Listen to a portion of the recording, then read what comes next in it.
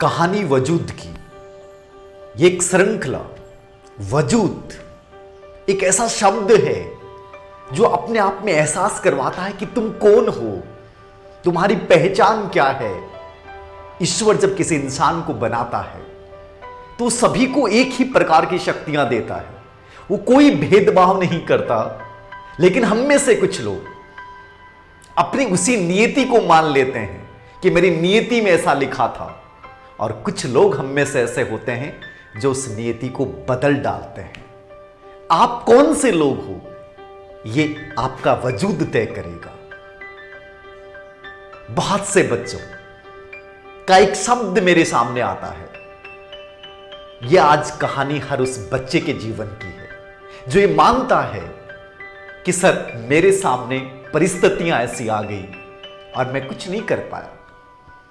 Sir मेरे हालात ऐसे थे कि मैं झुक गया। सर उन्होंने मेरी जिंदगी बर्बाद कर दी।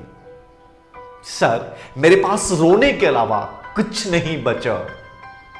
उन्होंने मेरे चेहरे पे थूक दिया और मैं बर्दाश्त कर गई। याद रखना इस चीज को।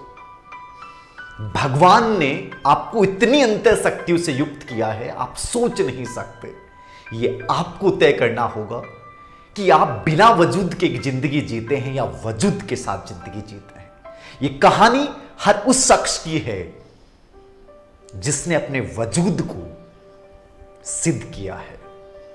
एक ऐसा ही व्यक्ति जो गायकी का सपना लेके उतरता है, सपने से बहुत प्यार था और उसी सपने को लेकर पहुंच जाता है इंडियन आइडियल का एक शो अक्स, और वहां अपने दिल से किसी चीज को गाता है।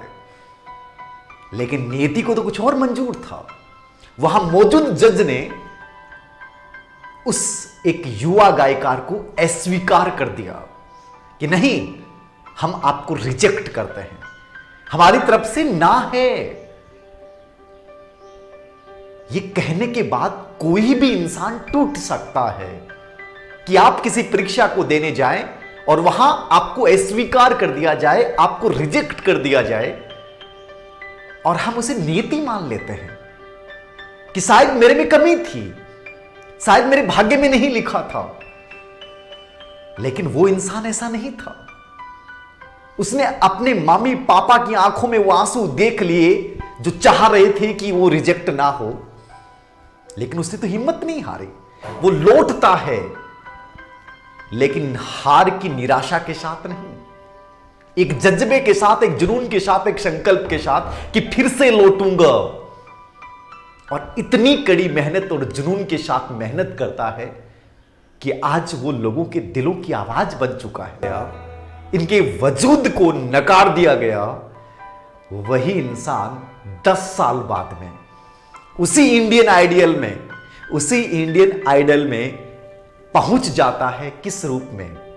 चीफ गेस्ट के रूप में। यानी जहां वो अपना एक सपना लेके गया था वहां नकार दिया गया। उसी शो में उनको एक चीफ गेस्ट के रूप में बुलाया जाता है। ये वजूद है, यही वजूद है। याद रखना कि हम में से बहुत से बच्चे निराश हो जाते हैं कि सर उन्होंने मुझे नकार दिया, उन्होंने आज मुझे ये बात कह दी। याद रखिएगा, ईश्वर सभी को समान मौका देता है। उस मौके को जुनून में बदलकर और छीन लेना यदि आप में नहीं है तो आप एक कमजोर इंसान हैं। जिन लोगों ने तुम्हें रिजेक्ट किया है, जिस संस्था ने रिजेक्ट किया है, जिस एग्जाम ने तुम्हें रिजेक्ट किया है, याद रखना उसी के सामने फिर से खड़ा होना है और यह प्रूव करना है कि तुमने एक दिन मुझे ऐसा कहा था, तुमने मुझे ऐसा निकाला था, आज तुम लोग मुझे बुला रहे हो। यही वजूद है। ढूंढो वजूद को तुम जो उसे खो बैठे हो। ढूंढो वजूद को जो तुम उसे खो बैठे हो। कब तक बंद कमरे में छुप छुप कर रोवोगे? खुले आसमान में उड़ना सीखो। क्यों गुमनाम बैठे हो? क्यों गुमनाम बैठे हो? जो नामुमकिन है उसे मुमकिन करना सीखो।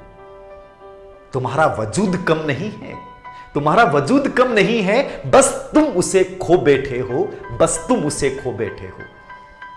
उस वजूद को कभी मरने मत दीजिएगा। यदि वजूद है तो हमारा जीवन है, बिना वजूद के जीवन नहीं होता। तो लड़ना सीखिए, हासिल करना सीखिए और छीनना सीखिए अपने जुनून से। ये कहानी थी जुबिन नौटियाल की। ऐसे ही बहुत सारी कहानियां जिन्होंने अपने वजूद को कई असफलताओं के बाद सिद्ध किया, इस श्रृंखला में मैं आप लोगों के सामने लेके आऊंगा।